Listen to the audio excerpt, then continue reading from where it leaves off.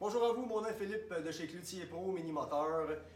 Aujourd'hui, on va prendre le temps de vous montrer ou de faire une petite vidéo qui est assez technique au niveau des souffleuses Yamaha. En réalité, ce qu'on essaye de vous montrer dans cette vidéo-là, c'est que, c'est entre guillemets, pourquoi une souffleuse Yamaha est pas chère. On va essayer d'aller un petit peu plus dans le détail que ce qu'on a fait en général jusqu'à là. À la base, en passant, si vous êtes intéressé, vous allez adorer la vidéo.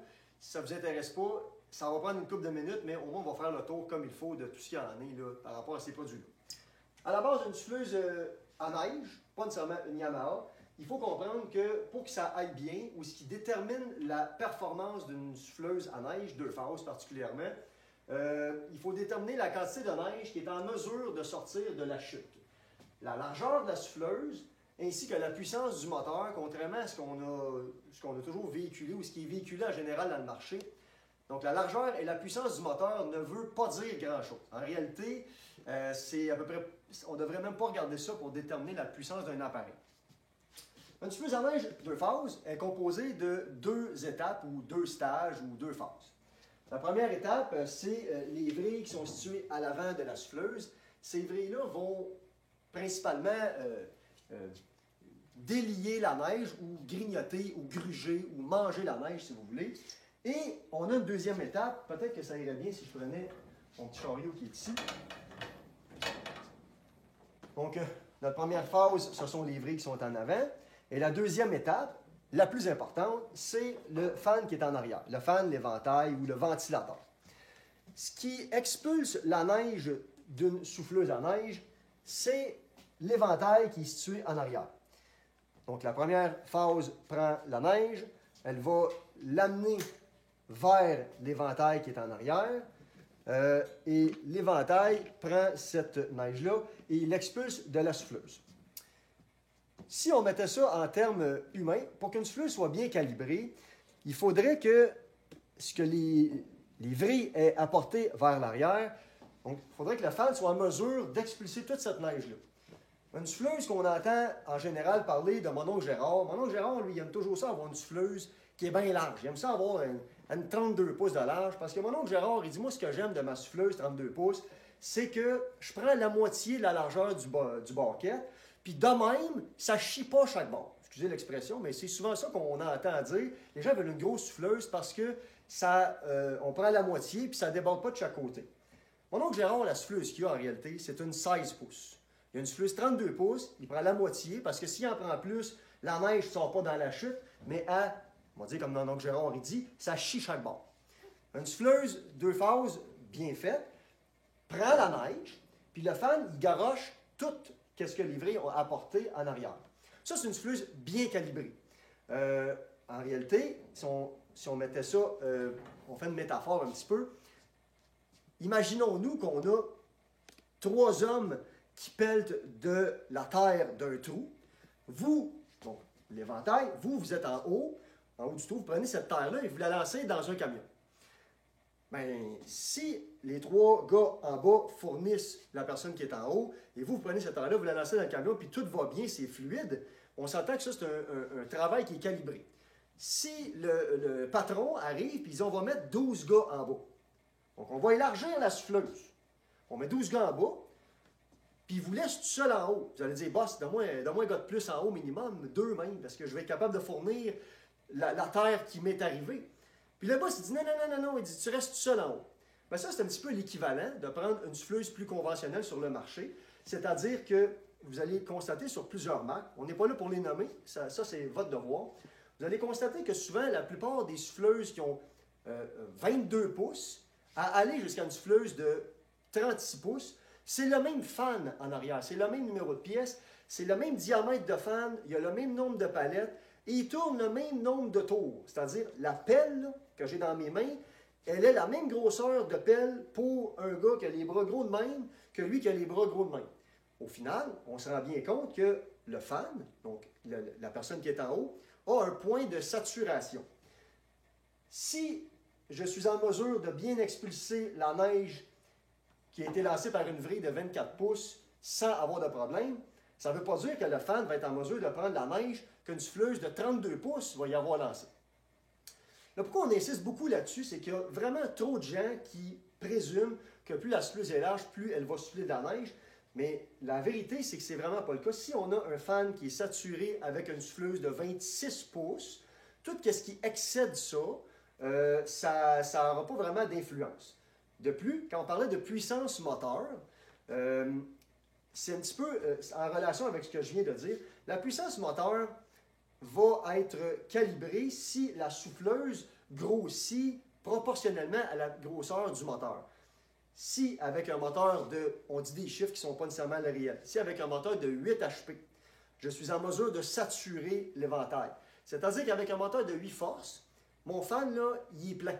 Il n'est pas capable d'en prendre plus. Si je lui en lance plus, peu importe la puissance du moteur, le fan a une grosseur donnée, il y a un nombre de pales donné, et il y a un RPM, donc un nombre de révolutions par minute donné. Même si je lui mets un moteur de 374 forces, la souffleuse est pleine. Donc, il faut vraiment bien comprendre que selon certains types de machines, la puissance du moteur n'est pas directement en lien avec la puissance de la souffleuse à neige. J'espère qu'on n'a pas été trop tannant avec les chiffres, mais la vérité, c'est qu'il fallait vraiment bien l'expliquer pour comprendre pourquoi une souffleuse bien calibrée, une souffleuse Yamaha, est plus performante qu'une autre. On a bien expliqué un petit peu le principe d'une souffleuse bien calibrée. On veut mettre en lumière aussi qu'une souffleuse Yamaha, c'est une souffleuse qui est beaucoup plus efficace dans des conditions de neige difficiles. Bon, pour différentes raisons, on va essayer de bien vous les énumérer. À la base, une souffleuse Yamaha a des côtés qui sont une souffleuse plus conventionnelle. Souvent, ça va être un côté plat.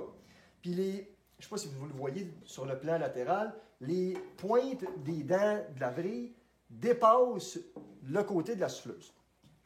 Donc, ce qui est en contact avec le banc de neige en premier, c'est les pointes de la vrille. Ce n'est pas le côté de la souffleuse. Donc, on n'a pas une restriction, on n'a pas à rentrer la souffleuse dans la neige avant qu'elle se mette à grignoter. C'est plutôt le contraire. Elle se met à grignoter avant que les côtés viennent restreindre tout ça. De plus, on a des vrilles qui sont extrêmement agressives. On a vraiment des pointes qui sont vraiment au rendez-vous. Ce n'est pas juste des petites coches dans une lanière de métal. Les vrilles sont toutes renforcées. C'est extrêmement solide. Je ne peux pas faire un bonhomme de neige avec la vrille. C'est fait pour que ça résiste. On n'est pas là. Je sais que ce n'est pas fait pour souffler de la gravelle, mais l'hiver, en tout cas, moi, je n'ai pas cette option-là. Je n'ai pas de rayon X dans les yeux. On ne voit pas ce qu'il y a dans le banc de neige. Ça se peut qu'à un moment donné, on ait un fâcheux moton de glace. Ça se peut que, oui, il y ait une roche qui n'est pas supposée être là. On ne veut pas tout plier notre devant si on a frappé un moton de glace qui n'était pas supposé être là. Dans le cas de la souffleuse ici, on a une belle robustesse. On a aussi, sur les souffleuses Yamaha, plutôt que d'avoir un boulon de sécurité qui passe à travers l'axe, normalement, une souffleuse à neige, il y a un boulon de sécurité qui va être ici. Lui, ce boulon-là, ce qu'il va faire, c'est que si ça frappe quelque chose de solide, plutôt que de créer du dommage dans la boîte d'engrenage, bien, ça va être le boulon qui va céder. Dans le cas de la 624 ou des souffleuses Yamaha, on a ce qu'on appelle des dampers ou des amortisseurs de choc. Jusqu'à un certain point, l'amortisseur de choc va rendre le coup sec un petit peu plus doux dans la boîte d'engrenage, mais si ça va briser, on a un boulon de sécurité qui est ici, puis de l'autre côté, il y en a un deuxième. Donc, à cause d'une robustesse qu'on a générale sur la souffleuse, on est en mesure de mettre deux boulons de sécurité M6, donc ni plus ni moins un quart de pouce de gros. Donc, je vous le dis, avant que ça casse, ça prend un réel impact. Vous ne pourrez pas dire « Ah, je ne m'en suis pas rendu compte. » Non, non, il y a quelque chose qui a poigné notre devant. On a une braquette qui renforce vraiment notre boîte d'engrenage. On a un axe pleine largeur sur cette souffleuse-là. C'est monté sur des roulements à billes. Je dis un axe pleine largeur parce qu'il y en a qui ont des axes, que les tuyaux aussi sont vides. Il y a des bouts d'axe, mais ça, c'est vraiment plein. Bon, on a un fan, 3 palettes. Chacune des palettes est bien renforcée. On a vraiment une structure de métal derrière cette fameuse palette-là. On a un axe qui est solide, un mur de fan ici qui est solide. Le châssis, comme... Ouais, c'est ça, on va le montrer comme il faut. Là. Le châssis de la souffleuse, c'est fait épais, c'est fait solide. Beaucoup de gens, des fois, nous disent « Ouais, mais moi, je fais ça pour ma propre entrée. » c'est évident qu'une souffleuse comme ça a une capacité de faire beaucoup d'ouvrages, mais si vous achetez ça, bien, la plupart des gens achètent ça pour chez eux, vous allez avoir une souffleuse que si on a une condition plus difficile, si on frappe un banc de neige, qu'il a tombé une neige collante, puis on est le lendemain matin, puis là il fait moins 12, puis ça a commencé à geler, on n'a pas de crainte à savoir, je vais-tu démolir le banc de neige ou je vais démolir la souffleuse à neige. On dit avec un petit peu pratiquement on est hargneux, mais la réalité, c'est qu'il y en a que la souffleuse à neige est faite pour souffler de la belle neige. Tu sais, des flocons de neige qui ont tombé comme ça, bien doucement, mais dès qu'on a une condition plus difficile, ça prend absolument la pelle pour préparer le repas à la souffleuse à neige. Elle va aller chercher son propre repas, c'est une souffleuse assez agressive. Cette souffleuse-là est montée avec des patins. Ça, c'est un autre détail qu'on veut vraiment mettre en lumière. Les patins de cette souffleuse-là ne sont pas sur le côté du châssis, mais bien en arrière. En réalité, on ne comprend pas tout le temps pourquoi il y a des patins sur le côté. La réalité, c'est que quand je mets mon patin sur le côté, je crée une restriction. Je fais en sorte que ma souffleuse va avoir beaucoup plus de difficulté à rentrer dans un banc de neige parce que j'ai une restriction sur le côté qu'on n'a pas sur une souffleuse Yamaha. Donc, les patins sont en arrière. On l'a dit, on répète vite fait, nos vrilles sont solides, gearbox solide, faites monter avec une pointe en fine ici, encore une fois pour limiter la restriction. Les vrilles sont vraiment piquantes, les côtés sont ronds, palette renforcée. On est en mesure de travailler dans de la neige, dans de la slotch, dans un banc de neige coriace. Si vous dites, moi, j'ai une toiture à déblayer, eh bien, il n'y a pas de problème. Et oui, il y a de la glace là-dedans, mais ça le fait très bien. Vous allez pouvoir d'ailleurs, sur notre channel YouTube, vous allez voir, on a fait plusieurs vidéos dans des conditions difficiles de la souffleuse en fonction. La chute de la souffleuse est montée avec un liner ou un enduit de Teflon dedans pour limiter la friction. On a une souffleuse qui va procher la neige à une distance extrêmement réaliste d'une 50aine de pieds dans des conditions normales. Évidemment, ça peut diminuer un peu si on a des conditions plus difficiles, mais une souffleuse Yamaha lance la neige à une très grande distance de projection. On a, tant qu'à être avec notre fameux chariot, on a une chute électrique sur cette machine-là. On va vous la montrer en fonction tantôt. C'est un moteur tout scellé, c'est fait pour l'hiver. On a des engrenages métalliques, une chute qui est toute en métal. La chute tourne sur 220 degrés. Encore une fois, je vais vous le montrer tantôt, je passe vite fait. Au niveau de la construction à l'arrière, on vous a dit qu'on voulait aller dans le détail. Là. Yamaha utilise des très grosses poulies. Des courroies 5-8. Donc, une courroie là, qui a une durée de vie moyenne bien réaliste de 15 ans. Quand je dis réaliste, là, on ne fabule pas, là, ça le fait pour vrai. Les poulies, étant donné qu'elles sont grosses, on a besoin d'un peu moins de tension sur les courroies pour avoir de la puissance. Et la courroie, justement, étant donné qu'elle a un rayon plus grand et moins porté, les cordes sont plus durables. C'est une des raisons pour laquelle la courroie est extrêmement durable là-dessus. Les supports entre l'unité de traction de la souffleuse et la tarière à l'avant sont faits solides. Il y a 9 bottes qui tiennent la souffleuse sur l'unité de traction. Des gros guides de courroie. Bref, c'est fait pour résister. C'est fait pour vous donner du rendement. Puis c'est une souffleuse qui est efficace là, dans ces conditions-là. Les patins de cette souffleuse-là, dernier petit détail que j'avais oublié de vous mentionner, ils sont en Teflon, ils sont en plastique. Donc, si vous avez une surface pavé unie, un balcon en bois, bien, le Teflon qui est ici ne magane absolument rien. Évidemment, les pocs sont interchangeables sans problème.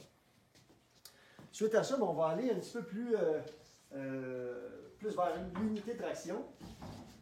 Une souffleuse Yamaha, bien évidemment, est munie d'un moteur Yamaha. C'est un moteur, on ne fera pas le portrait trop détaillé parce qu'on aurait pour trop longtemps, mais c'est un moteur extrêmement fiable. C'est un moteur japonais, monté avec des valves en tête, c'est un moteur silencieux.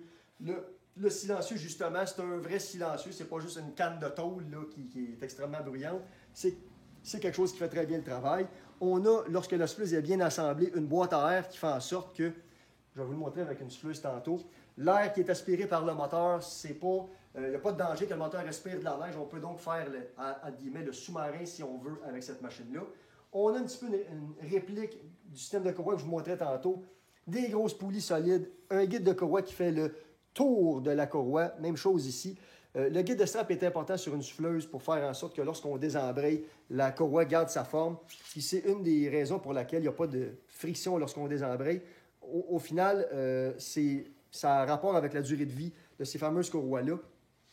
Toutes les braquettes de tensionneur sont des braquettes solides, des gros ressorts, une poulie de fonte juste au niveau de la transmission.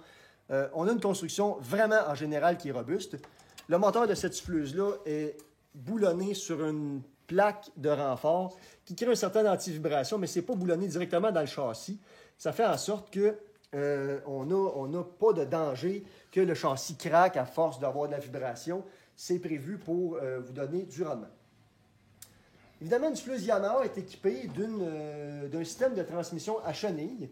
Le système de chenille va vous donner un paquet d'avantages. À la base, une chenille, ça a on a deux axes dans le fond. L'unité de traction est autoportante. On n'a pas besoin du devant de la souffleuse pour que celle-ci soit supportée. Tout ça fait en sorte que, là, on va aller ailleurs un petit peu.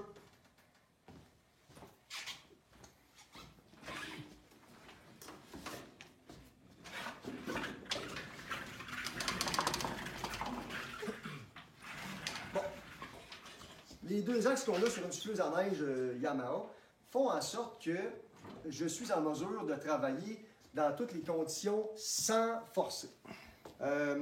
Sur une souffleuse comme ça, on a un range, c'est-à-dire qu'on est capable de soulever le devant jusqu'à une certaine hauteur. Je peux le baisser encore, le baisser, jusqu'à temps que je lui mette une pression. Si on part d'en haut, on va expliquer vraiment pourquoi utiliser ces ranges-là. Tout ça, ça fait cependant à l'aide d'une manette qui est ici, une petite manette là, qui va gérer mon système de cylindre à l'arrière. Je pèse là-dessus, je suis en mesure de monter et descendre. C'est vraiment pas forçant, il faut savoir comment l'utiliser. On pèse là-dessus, je descends, puis je vais être capable de, lorsqu'on est en position haute comme ça, de bien la véhiculer. Lorsque mon devant est soulevé, je peux soulever les manchons de la souffleuse. Je libère le contact de la chenille à l'arrière et de cette façon-là, étant donné qu'on a seulement cette portion-là qui touche au sol, je peux déplacer ma souffleuse extrêmement facilement, contrairement à ce que si j'avais ma chenille complètement au sol, là, c'est sûr que c'est plus difficile à manœuvrer. Mais lorsqu'on le fait comme il faut, ça donne une facilité de déplacement qui est vraiment très intéressante. Si je veux souffler une neige qui est un petit peu plus un petit peu plus coriace, une neige qui a gelé, ou même encore une neige de 15-20 cm et plus, une souffleuse à roue, ce qui va se produire avec ça, c'est que dans des conditions, pas des conditions difficiles, dans une condition normale, là, autre qu'un 3 cm de neige folle, le devant d'une souffleuse à roue cherche constamment à lever. Lorsque le devant lève, si vous avez déjà opéré une souffleuse à roue, vous savez que je ne vous dis pas de mentir. Si vous n'en avez pas opéré, demandez-le. Mais lorsque ça lève, ben là, il faut que l'opérateur tire sur les manchons pour accoter le devant au sol. Mais lorsque vous faites ça, sans soulever, mais vous libérez du poids sur les roues, si on parle d'une souffleuse à roue, bien sûr. Et là, ben, les roues se mettent à spinner. Fait que finalement, ben, vous poussez un peu dessus pour l'aider. Mais là, lorsque vous poussez, ben là, à un moment donné, il commence à faire chaud. Fait que vous dézippez le manteau. Finalement, on finit qu'on n'a plus de sucre, plus de gants, le manteau dézippé, puis on travaille extrêmement fort avec ça. Dans ces mêmes conditions-là, une souffleuse à gaz, une souffleuse, c'est-à-dire à chenille Yamaha, on est en mesure de lui mettre une certaine pression sur le devant.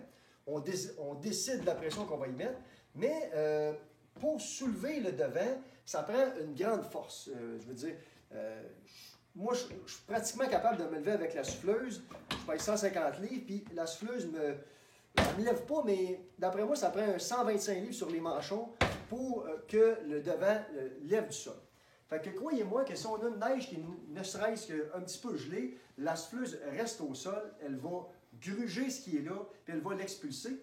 Donc, dans certaines conditions, une souffleuse comme ça, étant donné qu'on a un devant agressif, qu'on a un système de chenille, qu'on a un système de transfert de poids, dans certaines conditions, ces machines-là peuvent être 150 fois plus performantes qu'une souffleuse à roue de peu importe la grosseur, parce que dans cette fameuse condition-là, la souffleuse fait le travail, tandis que l'autre ne le fait pas.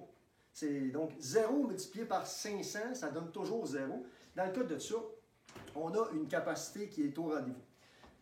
Si vous travaillez, par exemple, sur une surface qui est gazonnée, vous avez un chemin à faire pour votre chien Pichou en arrière, ou encore vous voulez vous rendre au cabanon, ou encore on veut aller faire l'accès au réservoir de propane, je peux laisser une quantité de neige au sol. Je soulève le devant.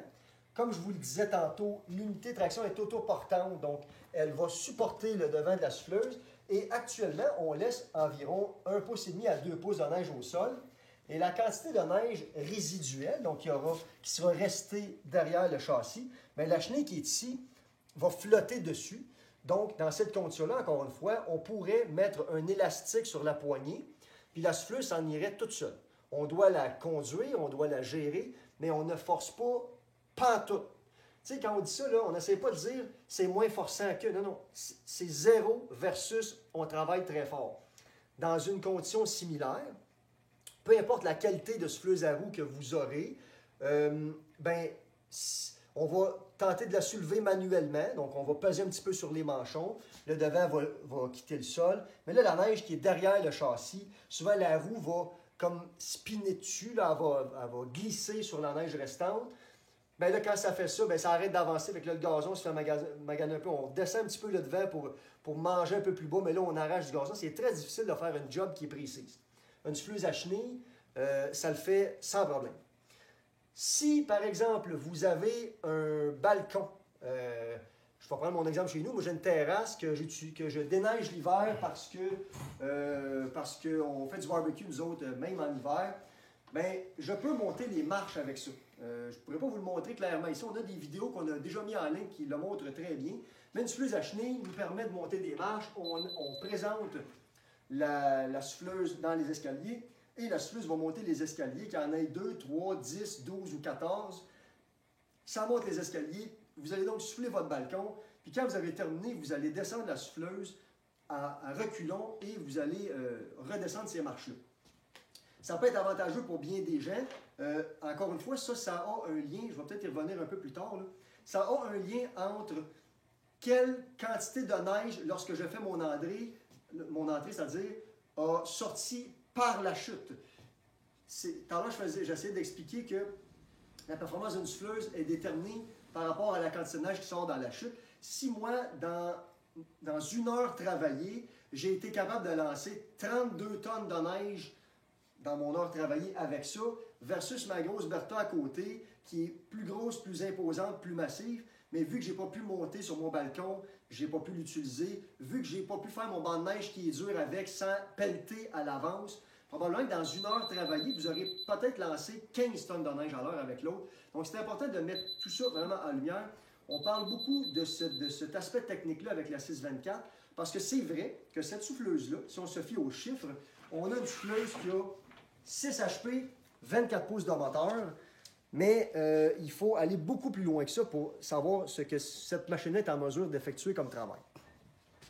Dans la description du vidéo, je vais vous mettre des liens de vidéos qu'on a faites avec cette souffleuse-là en fonction. Dans la neige dure, dans la neige glacée, vous allez voir ça qu'on est en mesure de bien comprendre ce que je vous dis là. Cette souffleuse-là est équipée, évidemment, de lumière Odell, est équipée de système d'interlock. Donc, lorsqu'on utilise la machine, on est en mesure d'actionner la chenille. Si je pèse sur l'autre manette, il me reste toujours une main libre pour aller jouer avec la chute. On a une chute là-dessus en 3 sections. Cette chute-là me permet donc, si je désire, de souffler, on va tourner ça de côté, je peux souffler extrêmement près de la souffleuse. Si, encore là, je prends souvent mon exemple, moi, il y a un côté que j'ai une lunette cèdre, je ne peux pas souffler dedans, puis l'autre côté, c'est la maison. Fait que je souffle près de la souffleuse, j'arrive au bout de mon trait, je me tourne de côté, je prends cette neige-là, je la lance en avant. Mais je peux le faire, je peux vraiment lancer, là, à grosso modo, 3 pieds de la souffleuse. Lorsqu'on souffle à l'horizontale avec une machine comme ça, étant donné qu'on a 3 sections, ça crée une transition qui est beaucoup moins abrupte que si j'avais une chute en 2 sections. Donc la neige, même si je souffle à l'horizontale, va à une distance de projection qui est impressionnante, justement par rapport à cette transition-là qui est beaucoup plus douce qu'une souffleuse, ou du moins une machine qui a une chute en 2 sections.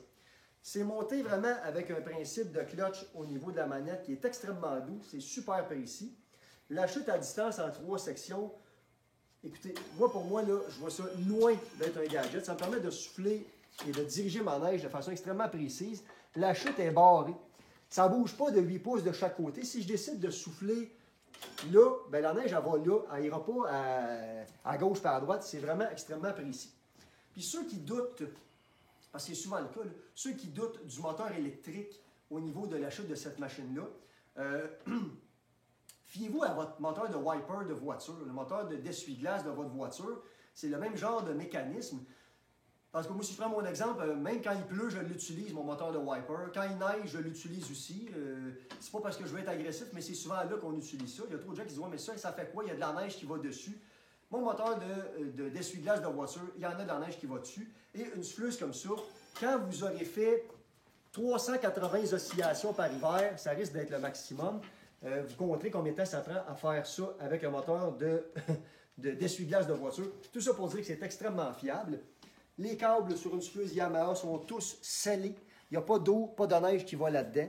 C'est un câble de très gros calibre. Même chose, si on regarde, par exemple, ce fameux câble-là ici, on a un tournant, mais il est monté dans le câble. Ça ne fait pas juste kinker. Ajustement du câble partout. Donc, si on a ajusté, c'est extrêmement facile à faire. Cette souffleuse-là, non seulement c'est une souffleuse performante, robuste, tout ça, un appareil qui est extrêmement facile d'entretien.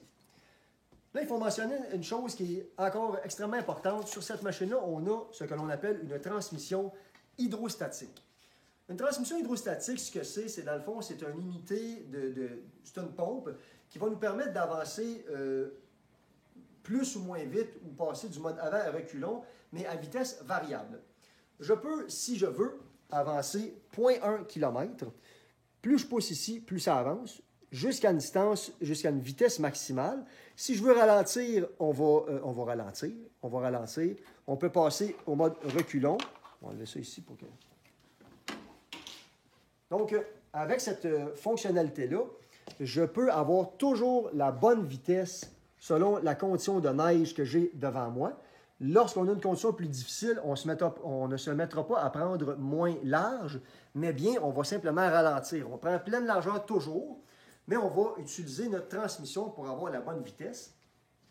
Et ça me permet aussi de ne jamais avoir à lâcher les manettes lorsque je veux changer de vitesse ou lorsque je passe au mode reculons. Si, par exemple, j'avance à une certaine vitesse, je veux affronter une condition de neige qui subitement est plus intense devant moi, je vais ralentir. Je peux ralentir jusqu'à une vitesse extrêmement lente et je peux passer au mode reculons sans même avoir lâché les manettes. Donc, si on veut travailler dans un raccoin, là, dans un endroit il y a la remorque qui est là, puis bref, on est restreint, bien, toujours sans lâcher les manettes, j'avance, je recule, j'avance, je recule, j'avance, je recule. Et ça, il n'y a aucune proscription à le faire. Ce n'est pas mauvais pour la machine, c'est fait pour ça.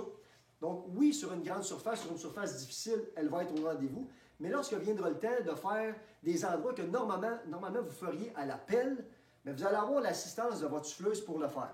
C'est encore plus vrai avec la 24 pouces. Des fois, la 24 pouces est très sous-estimée parce que oui, des fois, dans un banc de neige, si on s'en va vers une souffleuse plus grosse, dans le banc de neige, si on prend par exemple la souffleuse de 28 pouces qu'on a ici, on ne se le cachera pas, une souffleuse de 28 pouces, je fais un petit parallèle, c'est 16% plus large qu'une souffleuse de 24 pouces, mais ça lance 60 tonnes de neige à l'heure versus 35. Donc, en pourcentage, on a 16% plus large, mais on ne double pas, mais on fait fois 1,7 environ la performance de celle-ci. Cependant, on a une souffleuse qui est plus grosse, on a une souffleuse qui est plus massive, on a une souffleuse qui est plus pesante.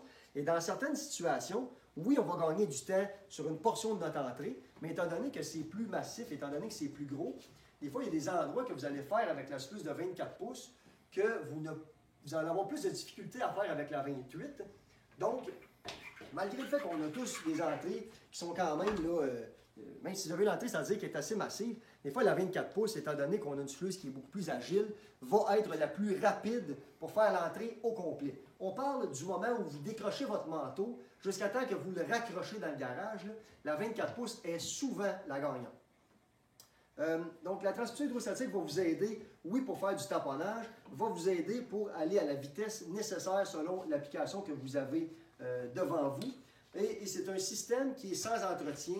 Il n'y a pas de disque à friction là-dedans, il n'y a pas de graissage à faire, il n'y a pas d'entretien relié à cette fameuse transmission-là. Si vous voulez voir de quoi ça a l'air, on l'a un petit peu en démonstration ici. La transmission hydrostatique, c'est l'unité que vous voyez là. C'est une pompe hydraulique ou une pompe hydrostatique comme telle que vous voyez ici. C'est une transmission scellée. L'entretien théorique requis est un changement d'huile par quelques années, mais ce n'est pas quelque chose qui est complexe à faire, puis vous allez avoir exactement là, ce qu'il vous faut avec ça. Cette souffleuse-là est équipée d'un câble à gaz. Câble à gaz qui est pour moi quelque chose d'intéressant. Ça ne veut pas dire que vous voulez tout le temps lancer la neige à pleine distance de projection. On peut donc, à l'aide du câble à gaz qui est bien positionné, il n'est pas ici, on n'a pas à se lever à la patte pour aller le faire. Je peux donc diminuer mon contrôle à gaz.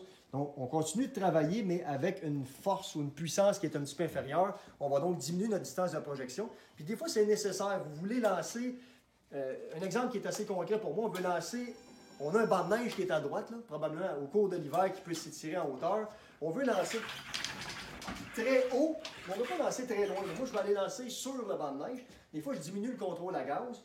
On laisse le temps à la souffleuse de travailler un petit peu plus, mais la neige est dirigée directement à la bonne place.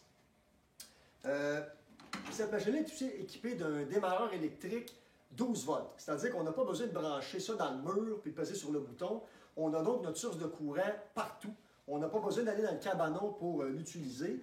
Puis, bon, première des choses, pas tout le temps qu'on a une prise électrique dans le cabanon. Deuxième des choses, lorsqu'on a sorti la souffleuse, que ça fait 20 minutes qu'on travaille, qu'on doit l'arrêter pour je ne sais quelle raison, mais on ne veut pas nécessairement retourner au cabanon. Fait que là, on prend la corde. Faut pas se le cacher, c'est pas difficile de tirer sur la corde sur une souffleuse Yamaha. Il y a un démarreur, un décompresseur dans ces moteurs-là qui facilite grandement la tâche, mais en hiver, on a souvent une paire de mitaines, on a une tuque d'en face, on a un manteau, on a moins de flexibilité que comme je vous le montre présentement en T-shirt. On a donc une clé qui est ici, puis si je la tourne, ben, le moteur se met à démarrer, ça démarre donc comme une voiture. C'est aussi simple que ça, que le moteur soit chaud ou froid, ça fonctionne. La souffleuse qui est équipée, qui est ici, c'est-à-dire est équipée donc d'une batterie. Évidemment que si la batterie tombe morte ou si on est 8 ans plus tard et que vous n'avez pas voulu la remplacer, bien, ça fonctionne quand même. On tire sur la corde, mais si vous le faites, bon, moi, vous avez la fameuse option du démarreur électrique qui est très intéressante. On a une dernière chose qu'on aime bien mentionner aux gens. Il y a, je pense qu'on va aller sur le petit chariot pour vous le montrer, ça va être plus facile. On se déplace un peu.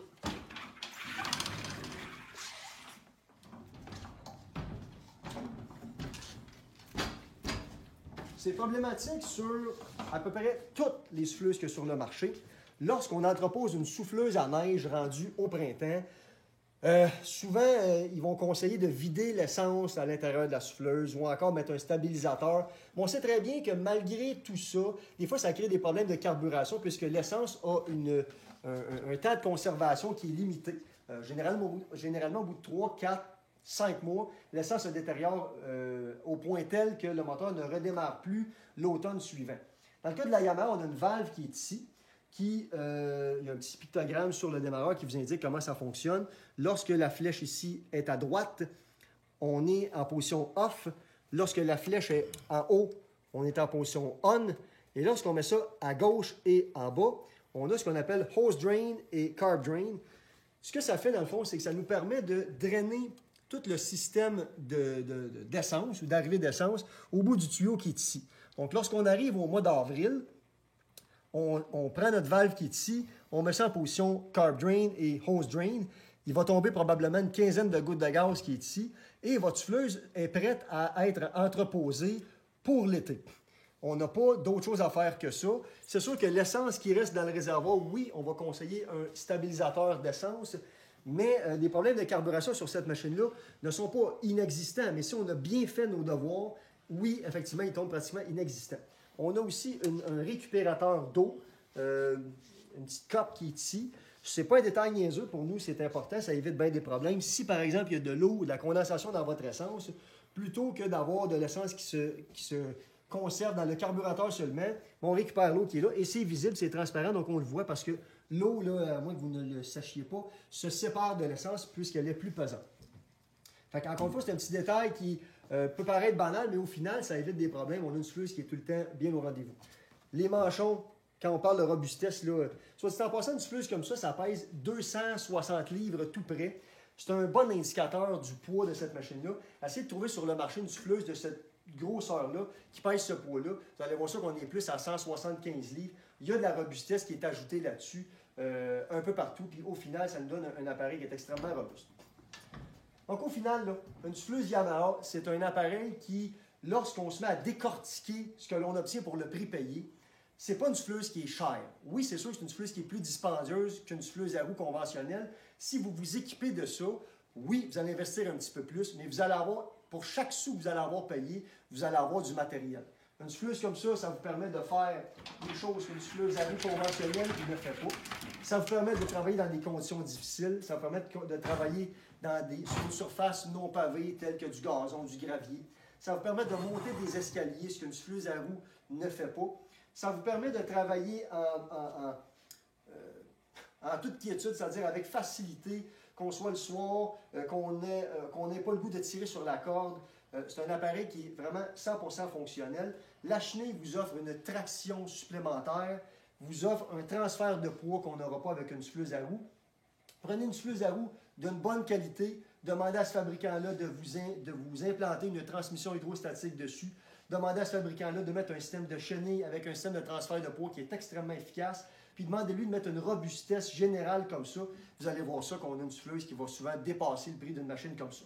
Si vous vous équipez d'une machine comme ça, vous avez juste le goût, dans le fond, de vous équiper d'une machine qui travaille bien dans les hivers qu'on a ici, donc 5 mois par année.